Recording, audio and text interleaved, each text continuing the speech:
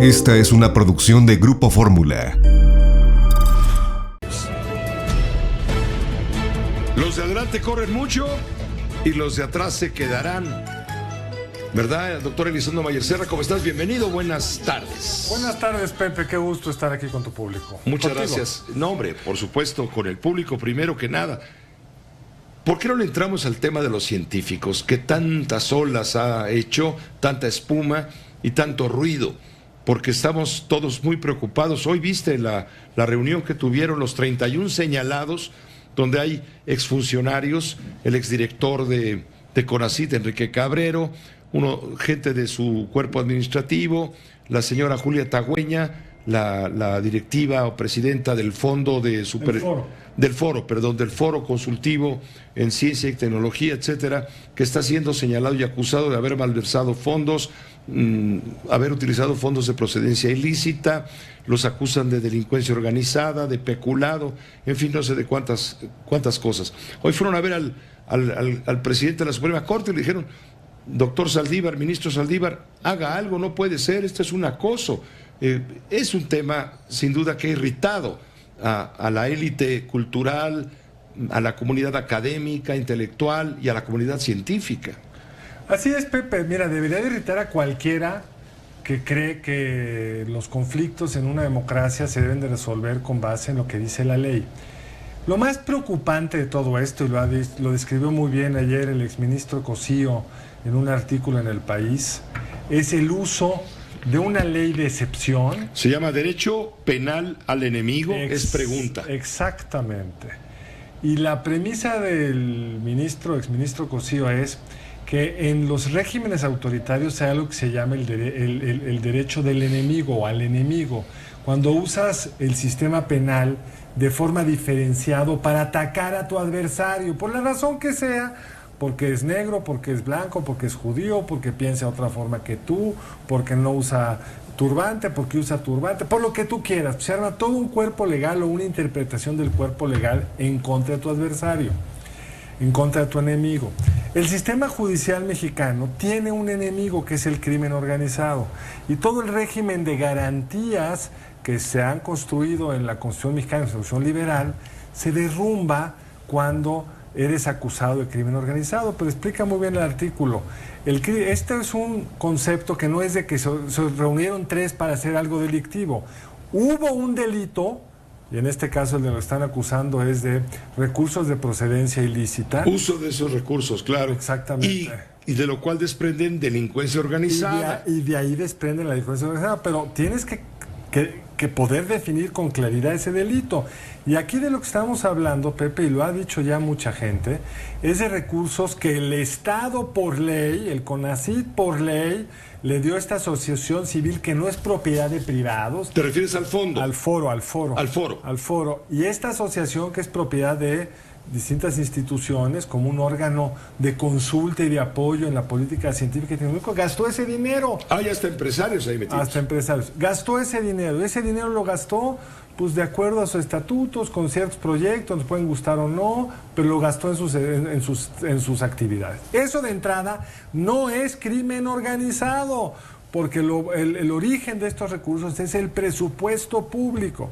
Entonces pasamos al siguiente tema. Hubo malversación de fondos porque la gente está asumiendo que, bueno, a lo mejor no es crimen organizado, pero se robaron la lana. Bueno, esa lana está perfectamente auditada, y en la acusación que se le hace, que se ha hecho público, Animal Político puso alguna resumen de la acusación, pues es genérico. Ustedes usaron mal esa lana. No se acusa a fulano de haberla metido en su cuenta o de haber comprado un coche que se llevó. Es totalmente genérico. Y eso es donde se están violentando los principales principios del derecho penal, que el derecho penal tiene que ser muy específico. Si lo que está en juego es tu libertad, no se puede meter a alguien por una suposición, tiene que estar perfectamente documentado. Y este principio, que el presidente lo dice con mucha claridad y muy bien, del que nada debe, nada teme, pues la mala noticia en este país, Pepe, es el 46% de los presos están esperando sentencia, Pepe. No sabemos si son culpables o no. Entonces, tú no puedes meter a la cárcel a alguien más que si hay un riesgo claro de algo, de daños a terceros, y está muy claramente estipulado en la Constitución. Entonces, yo creo que aquí hay una verdadera desproporción por parte de la autoridad. Hay un tema que es muy importante y lo he escuchado no una, sino varias veces. Cuando se mete la política en la justicia, ya no hay justicia. Ese es exactamente el fondo del problema. Aquí, según lo han narrado ya varios articulistas, Riva Palacios entre otros, pues parecería que hay un conflicto personal entre la actual directora del CONACYT y Julia Tagüeña, que ambas vienen de padres republicanos de distintas la directora fracciones. del foro, sí. La directora del foro, que fue además directora general adjunta en el CONACYT del doctor Enrique Cabrero. Entonces, en esa historia parecería que hay rencillas personales que ahora están ventilando. Yo creo que la directora del CONACYT convenció al presidente de una aventura que si el presidente lo hubiera estudiado con cuidado, el presidente está, yo creo, convencido que se robaron el dinero. No hay ninguna evidencia. Ahora, aquí hay un asunto que tiene que ver con la austeridad. La política popular en este momento de la Cuarta Transformación es ahorrar en lo que se pueda, porque hay prioridades. Y precisamente el financiar la operación de un foro consultivo en materia de ciencia y tecnología no es una prioridad, queda evidente. Entonces, lo que hizo Álvarez Bulla, el CONACYT, fue no darle los recursos que correspondían ya a 2019, 2020, porque la orden es la austeridad. Y al haber habido protestas, haber acudido ante la Suprema Corte de Justicia, haber avalado el derecho que les compete, que les corresponde, etcétera, porque se trata de un presupuesto etiquetado y asignado, entonces, en contra dicen, claro, este dinero lo usaron para viajes, para lujos, para... Pues mira, es que vamos a empezar por lo primero, que tienes razón. Y la otra parte del conflicto es, este dinero por ley se le tenía que ir al Foro de Ciencia y Tecnología. ¿Es una buena o mala ley? No sé, pero eso es lo que dice la ley. Y donde viene el pleito ya, digamos, de esta administración es... Político, la directora de CONACYT por austeridad o porque le dio la gana, porque también esta de la austeridad es bien selectiva. Por ahí salió hace algún tiempo, recordarás, los menús de los comedores de CONACYT, no muy austeros, sino muy republicanos. Pero en fin, dejemos eso a un lado. La directora de CONACYT dice, pues yo no te lo voy a dar porque no quiero. La ley dice una cosa. Pero entonces ahí incurren desacato. No, entonces, pero hay un paso previo. El foro dice, no me lo vas a dar, está en la ley. Y hacen un proceso legal donde el juez acaba diciéndole a la directora de CONACYT, se lo tienes que dar. Y la directora de CONACYT dice, no lo voy a dar. Hay una resolución para que lo esté obligado a darla. Que está obligado a darla. Y ella, al no responder esa obligación... Sí, nos vamos a llevar así. Incurre desacato. No, pero entonces la respuesta es, nos vamos a llevar así, entonces ahí te va la acusación penal. Claro. Que ahí es cuando entra la acusación penal. Ahora, el siguiente tema es, ¿para qué se gastó ese dinero? Pues está auditado. Nadie ha dicho que fulano de tal se llevó ese dinero a la bolsa. Lo usaron para viajes. Imagínate, Pepe, si en la administración entrante llega alguien aún más austero que este y dice que los cancilleres no deben de viajar en el extranjero y entonces van a querer meter a la cárcel al canciller y a todos los que usaron recursos públicos para hacer sus viajes en el extranjero. Hoy son legales esos viajes, están justificados, se auditan, espero que se auditen y salgan limpias esas auditorías de cuando el canciller va a Nueva York, a París, es su trabajo, creo que está bien que vaya de viaje. En las administraciones previas se entendía que parte de la labor de la ciencia es intercambiar, conocer, encontrar espacios, que a veces son muy útiles. Va un directivo del CONACYT a tal universidad y consigue una rebaja importante en las colegiaturas para los mexicanos que estudian ahí. Es parte del trabajo. Y eso lo están así como bulto diciendo, eso es corrupción, no hay nada que se haya probado de que alguien se robó esa lana. La casa famosa, sé que ya casi no tenemos tiempo, la casa famosa en Coyoacán, es una casa de la asociación, se usa para los trabajos de la asociación. Del foro. Del foro, que es una asociación civil. Sí. Entonces, no es que alguien esté usando esa casa para vivir con sus amigas, no, es una casa con uso institucional. Carlos, estupendo el análisis porque nos orienta. toda vez que es un tema al que se ha referido ya el presidente en varias ocasiones. Hoy les manda a decir un mensaje muy claro. Hombre, el que nada debe, nada teme. Si no cometieron ustedes ninguna irregularidad, no se preocupen, porque este no es un asunto de atacar a la ciencia o la comunidad de investigadores. No, este es un asunto de corrupción. Y vamos a buscar dónde están los temas y los pecados de la corrupción. Cuando entraste a la cabina, traías bajo el brazo un libro del muy querido amigo Jesús Silva Herzog Márquez. El libro se llama La Casa de la Contradicción. Se me ocurrió la brillante idea de llamarle a Washington, a Jesús, y que platiquemos tú, él y yo sobre este libro que acaba de darse a conocer. Es, digamos, el libro más reciente, por no decir el último, porque el último es el último que escriba. No vamos a ponerlo así, pobre, fue a escribir otro libro a Washington. Claro, pero es el más reciente libro, La Casa de la Contradicción. ¿Te quedas un minuto para hablar con Jesús? Hasta más. Correcto, claro, ve burro y agarra viaje. Exacto. Vámonos a pausa y volvemos enseguida. Su opinión es importante. Twitter, @José Cárdenas 1. Facebook, José Cárdenas. Carlos Elizondo Mayer Serra, te invito a que hagamos contacto en este momento a Washington. Allá se encuentra el maestro Jesús Silva Herzog Márquez. Hoy lo estamos buscando con un interés enorme, por supuesto saludarlo, pero para comentar con él este libro que traías hoy bajo el brazo, y yo también, que se llama La Casa de la Contradicción, que según Roger Bartra, de larga trayectoria, dice, es un ensayo sobre la frustración democrática. Vamos saludando a Jesús. Allá son las 7 de la noche con 50 minutos en la capital de Estados Unidos. ¿Cómo estás, Jesús? Aquí está Carlos Elizondo Mayer Serra. ¿Cómo te va? Muy buenas noches. Hola, Pepe, pues qué alegría platicar con ustedes. Muchísimas gracias por la oportunidad de platicar. Qué gusto. La oportunidad nos la brindas tú al acceder a conversar con Carlos, que ya tuvo oportunidad de darle una primera ojeada, dar el primer golpe a tu libro, La Casa de la Contradicción. Carlos, platícale, pues no te quedes callado. Pues estoy muy apenado. No seas tímido. Soy muy tímido porque no he acabado de leer el libro, como te dije. Pero lo que llevo, Chucho, no, primero muchas felicidades. Es un libro muy valiente, es un libro muy personal. Se ve tu voz con mucha firmeza. Creo que es el resultado de mucho tiempo de maduración, de muchos conceptos. La primera parte que ya leí sobre la democracia me parece muy buena. Realmente cualquiera que lea esto saldrá pues muy desubicado sobre qué es esto de la democracia.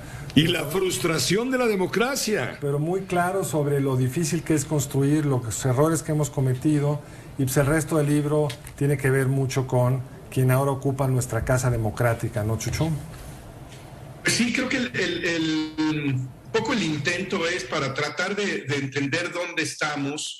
Yo creo que tenemos que irnos un poco para atrás y en primer lugar darnos cuenta que una de las razones por las cuales las democracias funcionan mal es que no se entiende qué son las democracias. Y entonces, o le pedimos demasiado a la democracia o no le exigimos lo que tiene que pedírsele a ese régimen. Y creo que hemos vivido bajo dos simplificaciones que nos han hecho mucho daño. Creo que la primera simplificación del 2000 al 2018, para ponerlo, digamos, en ese bloque, acentuó mucho el punto de la aritmética electoral, con esta perspectiva de que si sabíamos contar bien los votos, ya se resolvía todo se iba a acomodar. Y en ese aspecto llegamos, creo que con gran ingenuidad, a la alternancia en el año 2000. Y ahora, pues la otra simplificación es que tenemos a un pueblo encarnado en un gran líder histórico que tendría ya la capacidad de resolver todos los problemas. Mi argumento es que no se puede, ni con esa visión liberal que tiende a ser oligárquica, ni con esa visión populista que tiende a ser autoritaria. Necesitamos hacer esos puentes que reconocen la necesidad de la fricción que existe en todo régimen político democrático. ¿Por qué dices, Jesús Silva Herzog, por qué dices que López Obrador ni es juarista ni es de izquierda? Bueno, el presidente constantemente evoca la historia. Creo que uno de los contrastes importantes de la figura de López Obrador frente a sus predecesores es que no está viendo lo que dice la OCDE, ni le importa lo que dice la prensa internacional.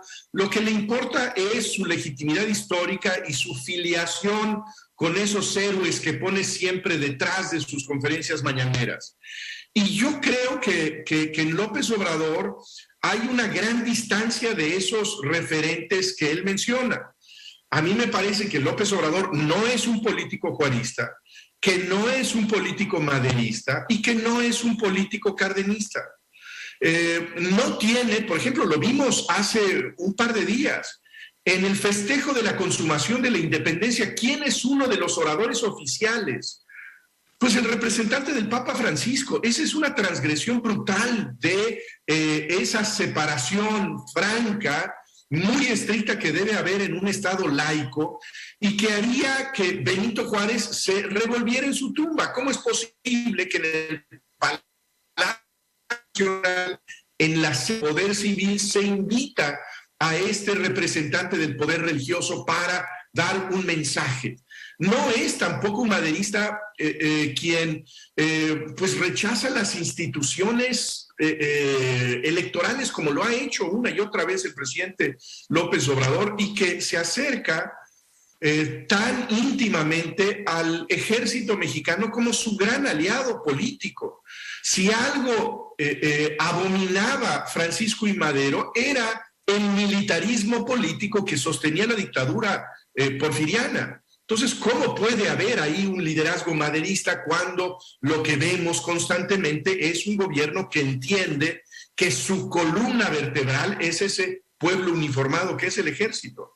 Y yo diría también, Pepe, que no tiene vínculo con la trayectoria, con la tradición cardenista, porque el gobierno de Lázaro Cárdenas era un gobierno con un gran sentido de Estado, que construyó sobre todo estos interlocutores a través de las corporaciones, en donde el Estado mexicano tenía que tener esas columnas sectoriales que eran la base de su poder popular. Y lo que ha hecho López Obrador es dinamitar esas interlocuciones, porque lo que le interesa al presidente López Obrador es esa transferencia directa de su generosidad a los bolsillos de sus clientes.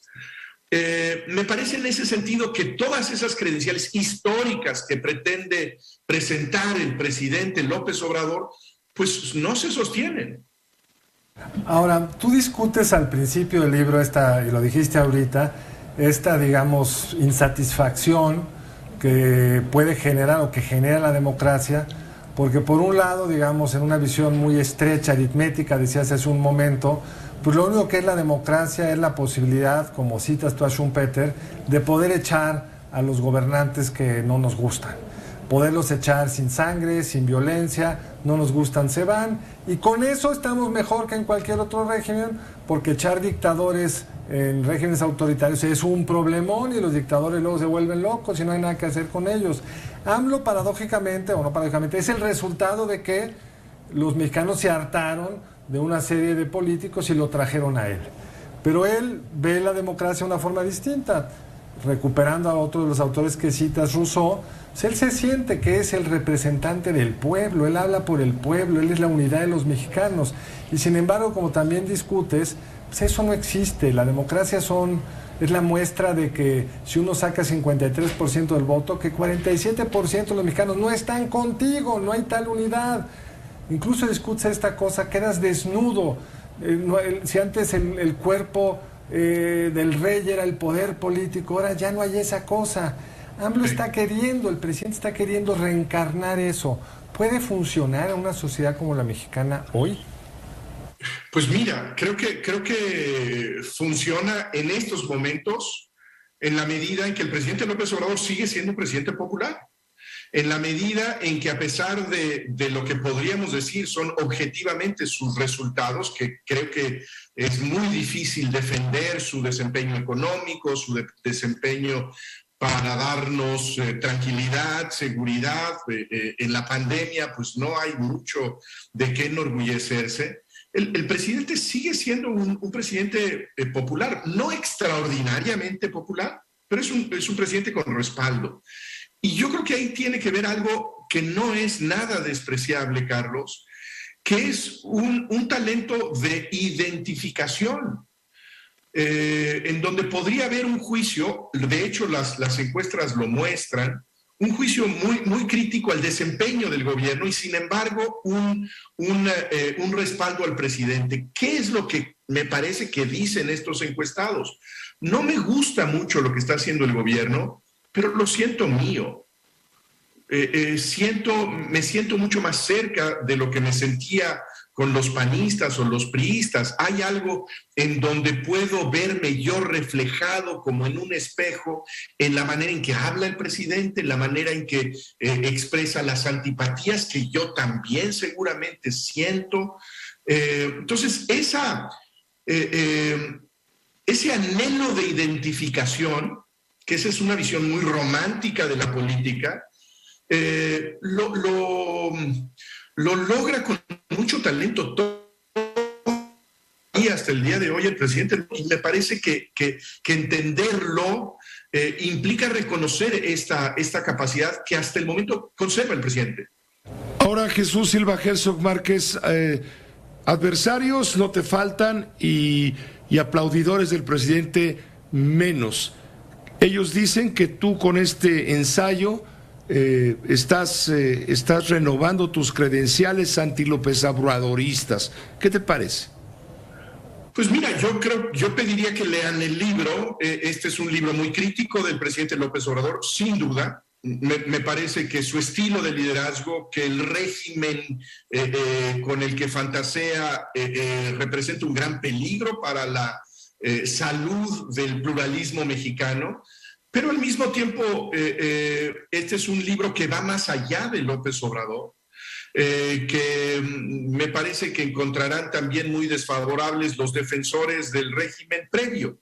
Yo creo que ese es el punto que debemos hacer, Pepe, y es que la crítica de López Obrador no puede estar basada en una especie de nostalgia de la maravilla de política que teníamos en noviembre del 2018. No la teníamos. Teníamos un sistema pluralista, democrático, muy defectuoso, con enorme violencia, con grandes concentraciones de poder y beneficio para los grupos económicamente favorecidos en el país, con una corrupción inaceptable. Y en ese sentido, bueno, pues sí puede ser muy crítico del López Obradorismo, pero creo que es también igualmente severo con quienes lo precedieron.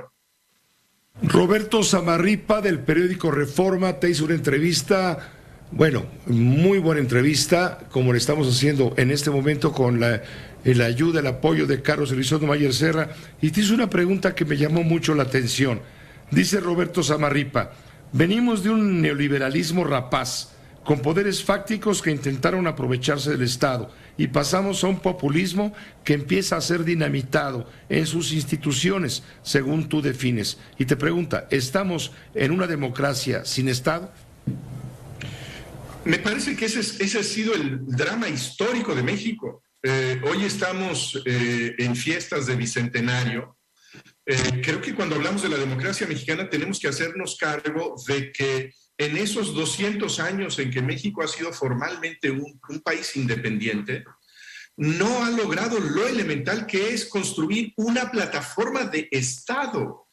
Y yo creo que esa es una leyenda que trato de cuestionar en el libro, porque muchos lectores de la política mexicana y del régimen de la posrevolución, del régimen priista, dijeron: México construyó un Estado poderosísimo. En eso llegó a creer incluso Octavio Paz. Yo creo que se equivocó. El régimen de la Revolución Mexicana no construyó un Estado fuerte, construyó un grupo político con gran fuerza y con gran capacidad. Pero lo que estableció no fue un pavimento de Estado en donde pudiéramos nosotros decir: aquí hay una serie de leyes que se acatan, una serie de normas que se obedecen, e independientemente de cómo se eligen a los gobernantes, aquí hay una cierta regularidad que está por encima de los caprichos.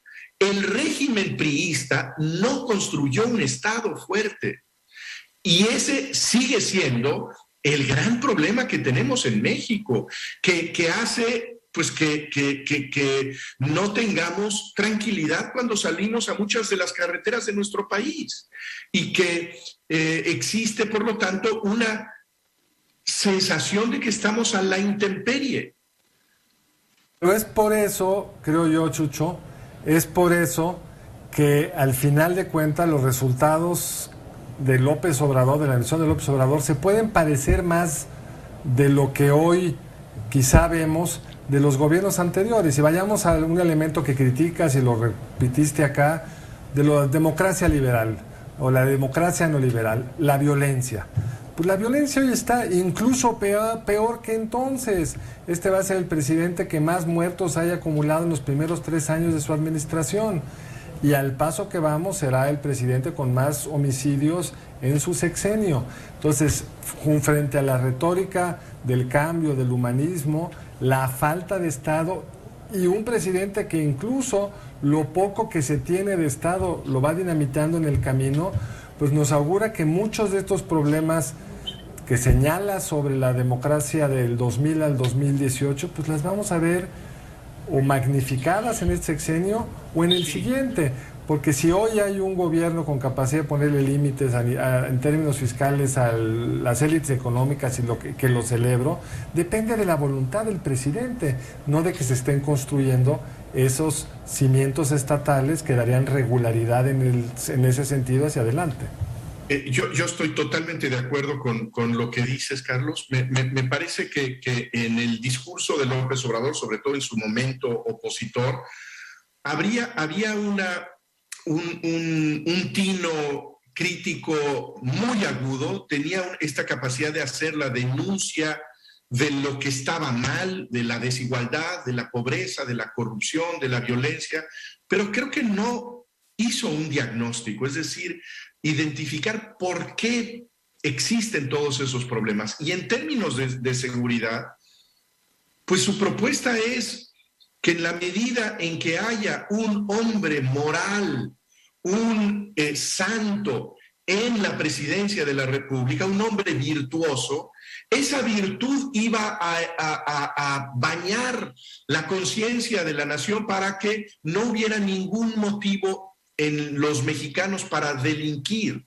Es esta, digamos, república de la virtud en la que cree Andrés Manuel López Obrador, que no consiste en un ataque a el problema de la inseguridad a través de los instrumentos del Estado.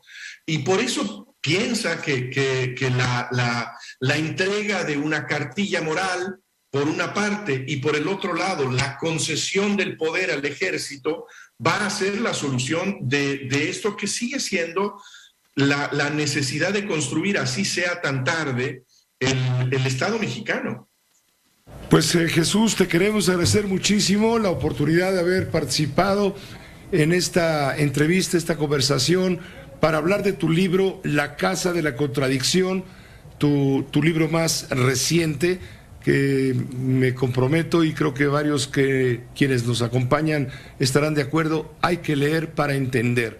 Te agradecemos muchísimo, pensamos nosotros que la Cuarta Transformación hay que entenderla a fondo para poder luego, no hoy, pero luego tratar de entender si esta Cuarta Transformación va a prosperar más allá de Andrés Manuel López Obrador o tendrá un final cuando ya López Obrador no esté en la boleta electoral para elegir presidente o presidenta de la República. Ya comentaremos, hay tiempo, y de antemano muchas gracias a Carlos Elizondo Mayer Serra también por haber estado contigo, me dio mucho gusto verlos a ambos. Un gusto enorme, Pepe, muchísimas gracias Carlos, un gustazo. Gracias. Igualmente, un abrazo. Gracias Jesús, gracias Carlos. Valió la pena, el esfuerzo. Ahora hay que acabarlo de leer. Ahora hay que acabarlo de leer y seguirle dando hilo a la hilacha. Exactamente. Bueno. Esta fue una producción de Grupo Fórmula.